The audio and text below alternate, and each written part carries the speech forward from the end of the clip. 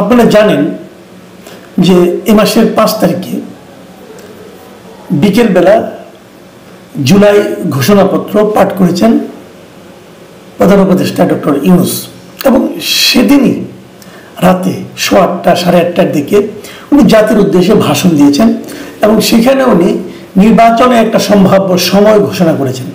উনি বলেছেন ফেব্রুয়ারিতে নির্বাচন হবে, এবং এই ফেব্রুয়ারিতে নির্বাচন হবে এই ধরনের একটা যৌথ ঘোষণা এসেছিল তারেক রহমানের সঙ্গে ওনার বৈঠকের পরে লন্ডনে।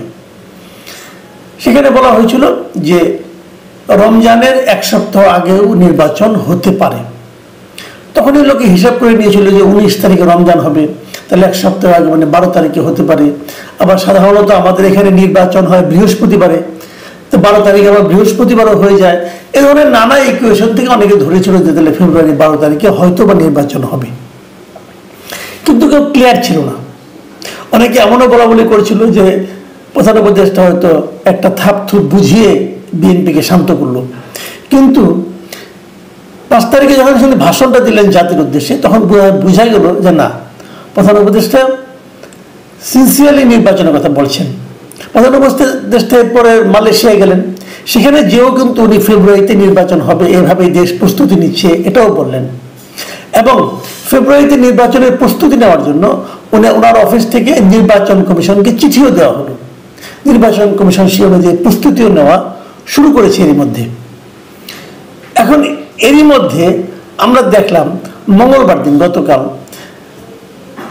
এনসিপির একজন নেতা নাসিরউদ্দিন পাটোয়ারি তিনি বলেছেন যে, ওনার কথা আমি হুবহু যদি পড়ি, উনি কি বলেছেন? উনি বলেছেন নির্বাচনের তারিখ ঘোষণা করা হয়েছে ফেব্রুয়ারিতে, নির্বাচন ফেব্রুয়ারিতে হবে না। কেন বাবা হবে না? তারিখ ঘোষণা করা হয়েছে ফেব্রুয়ারিতে, উনি বলছেন নির্বাচন ফেব্রুয়ারিতে হবে না। আপনি কে? আপনি কি নির্বাচন কমিশনের কেউ? আপনি কি সরকারের কেউ? আপনি কি সরকারের এমন কোন ব্যক্তি যিনি প্রধান উপদেষ্টার চেয়ে বেশি বোঝেন অথবা বেশি ক্ষমতা রাখেন? কেন নির্বাচন হবে না? উনি একটা ব্যাখ্যা দিলেন।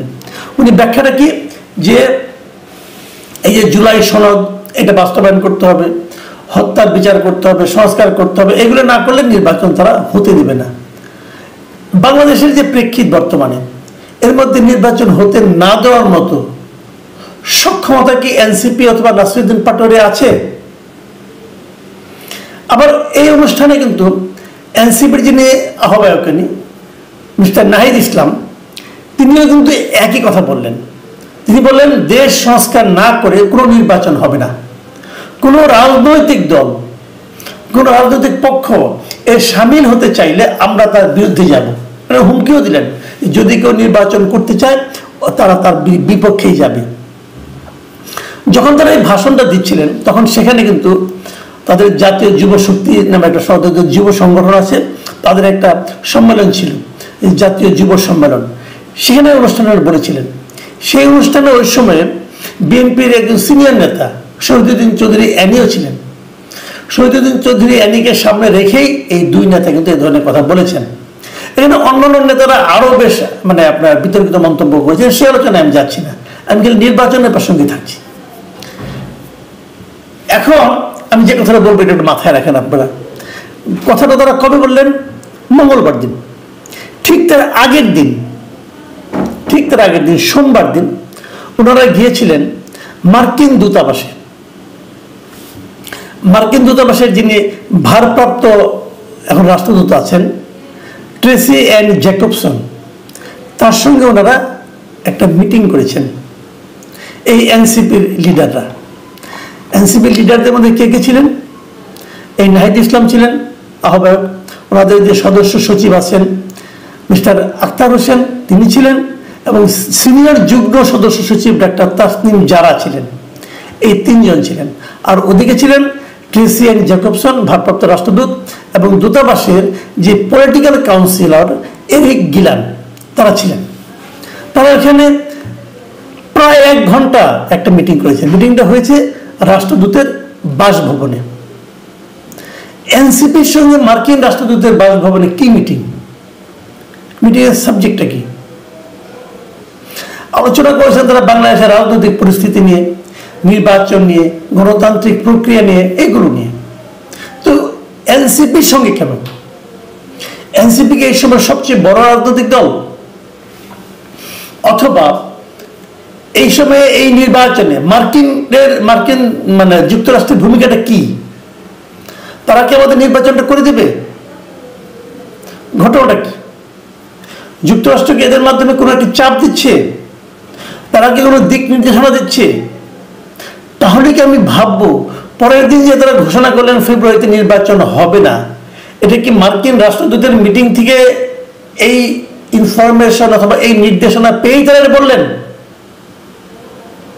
এই ধরনের সন্দেহ কিন্তু আমি করবো।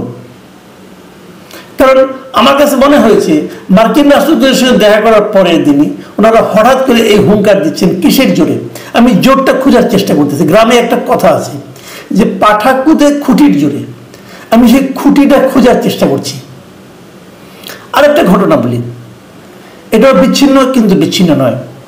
যেদিন তারা ওখানে বললেন এই ঢাকার এই যুব সম্মেলনে যে নির্বাচন ফেব্রুয়ারিতে হবে না, ঠিক সেই একই দিন মানে মঙ্গলবার দিন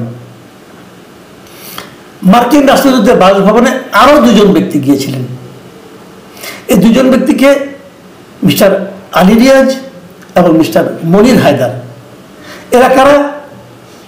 আলী রিয়াজ হচ্ছেন যে এই যে আমাদের জাতীয় ঐক্যমত্য কমিশন আছে, মানে যারা সংস্কার করছেন, উনি প্রথমত ছিলেন যে সংবিধান সংস্কার কমিশনের চেয়ারম্যান, এবং সেই সংস্কার রিপোর্টগুলি দেওয়ার পর সবগুলি সংস্কার রিপোর্ট নিয়ে রাজনৈতিক দলের সঙ্গে যে আলোচনা চলছে, যাকে বলা হচ্ছে জাতীয় ঐক্যমত্য কমিশন, সেই ঐক্যমত্য কমিশন কিন্তু এক দফা আলোচনা শেষ করে দিয়েছিল। তারপরে যেন কি হলো তাদের জানি না, তারা আবার 1 মাস সময় বৃদ্ধি করেছেন। এই জাতীয় ঐক্যমত্য কমিশনের উনি হলেন সহসভাপতি। সভাপতিকে এর সভাপতি হলেন ডক্টর ইউনূস। তো ডক্টর ইউনূস তো সব অনুষ্ঠানে থাকেন না, বয়সজনিত কারণে হতে পারে, অন্যান্য ব্যস্ততার কারণে হতে পারে, উনি আসেন না। আলী রিয়াজি ভার্চুয়ালি সভাপতি, উনি সব মিটিং কন্ডাক্ট করেন, পলিটিক্যাল লিডারের সঙ্গে আলাপ করেন, কখনো বোঝান, কখনো হুমকি দেন। আমাদের পলিটিক্যাল লিডারদের ছাত্র হিসাবে খুব ভালো, এরা কিন্তু অত্যন্ত ধৈর্য নিয়ে। আলী রিয়াজ সাহেব উনি একজন শিক্ষক মানুষ, আমেরিকায় মাস্টারি করেন, আমেরিকার নাগরিকও বটেন, ওখান থেকে এসেছেন আমাদেরকে দেশকে সংস্কার শিখাতে। তো উনি এখান থেকে টিচার মানুষ শিক্ষা দেন, আর আমাদের পলিটিক্যাল লিডাররা বাধ্যগত ছাত্রের মতো সেই শিক্ষা গ্রহণ করেন, চা নাস্তা খান, তারপরে তারা বলেন যে হ্যাঁ আংশিক ঐক্যমত্য হয়েছে, পার্সিয়াল হয়েছে, আবার হবে, আবার বসতে হবে, নোট অফ ডিসেন্ট দিয়েছে কেউ, এগুলো নানা রকম আলোচনা হয়, আমরা মাসখানেক ধরে দেখলাম। তো সেই আলী রিয়াজ গেলেন মার্কিন রাষ্ট্রদূতের সঙ্গে, ভারপ্রাপ্ত রাষ্ট্রদূতের সঙ্গে দেখা করতে, এই ট্রেসি অ্যান্ড জ্যাকবসনের সঙ্গে। কবে? মঙ্গলবার দিন। মানে আগের দিন গেলেন এনসিপি, পরের দিন গেলেন এই জাতীয় ঐক্যমত্য কমিশনের সহসভাপতি, এবং ওনার সঙ্গে ছিলেন এই কমিশনের সদস্য এবং প্রধান উপদেষ্টার বিশেষ সহকারী মনির হায়দার। ইন্টারেস্টিং হলো আলী রিয়াজ এবং মনির হায়দার দুজনেই আমেরিকায় থাকেন, আমাদের ঘর সংসার সব আমেরিকায়। ওনারা আমেরিকার নাগরিকও বটেন, বাংলাদেশেরও নাগরিক, দ্বৈত নাগরিক, দুজনেই গেছেন। মানে ওনারা আসলে মানে বাংলাদেশের পক্ষ হয়ে ওনাদের নিজের দেশের লোক তার সঙ্গে দেখা করতে গেছেন। কেন? এটা শুনতে গেছেন যে আর কি কি করলে পরে যুক্তরাষ্ট্রের স্বার্থ সংরক্ষণ করা যাবে। কারণ ওনারা যখন নাগরিকত্ব নিয়েছেন তখন তো এই শপথ করেছেন যে ওনারা যুক্তরাষ্ট্রের স্বার্থ সংরক্ষণ করবেন তার প্রত্যেকটা কাজে। ওনারা কি এই জন্য গিয়েছিলেন? মোদ্দা কথা হলো এই দেশটা আসলে চালাচ্ছে কারা? মোদ্দা কথা হলো এই দেশটা আগামীতে চালাবে কারা? এই হলো বেসিক কথা। যুক্তরাষ্ট্র আমাদের উপর চেপে বসেছে, তারাই দিক নির্দেশনা দিচ্ছে যে দেশ কিভাবে চলবে। তারা আগেও এভাবে চেষ্টা করেছে, এখন যেমন চক্ষু লজ্জাটা উঠে গেছে, ওই লজ্জার সময় যে একটা থাকে না, ওই ঢাকটাও তারা তুলে ফেলেছে। এখন তারা বলে দিচ্ছে যে কিভাবে দেশ চালাতে হবে, এবং যারা এখন দেশের চালিকা শক্তি জায়গায় আছে তাদেরকে ডেকে ডেকে মিটিং করছে। এবং ওখানে তো নিজেদের লোক আছেই, আলী রিয়াজ তো তাদের দেশেরই লোক, তাদেরই নাগরিক, তো তাকে নিয়ে বলছে এইভাবে সংস্কার করো। আর এদিকে এরা বলছে সংস্কার সম্পন্ন না হলে নির্বাচন হবে না। তাহলে সংস্কারটা আরেকটু দীর্ঘায়িত করে দিলে তো নির্বাচন হবে না। মানে সব মিলিয়ে ফেব্রুয়ারিতে নির্বাচন না করার যে একটা পায়তারা চলছে, এবং এই পায়তারা খালি এখানেই না, আরো বিভিন্ন জায়গায় যে ছড়িয়ে পড়েছে, সেটা আপনারা খুব শীঘ্রই টের পাবেন। কাজেই যারা নির্বাচনের ঘোষণা শুনে আশায় বুক বেঁধেছিলেন, তাদের মধ্যে আমিও আছি। আমিও ভেবেছিলাম নির্বাচনটা হবে, এখন তারা সেটা নিয়ে আমার কেন যেন একটু সন্দেহ হচ্ছে। প্রিয় দর্শক, এটা নিয়ে আপনারা আরো পর্যালোচনা করুন, আরো ভাবুন, দেখা যাক নির্বাচন কবে হয়। এখন এ পর্যন্তই।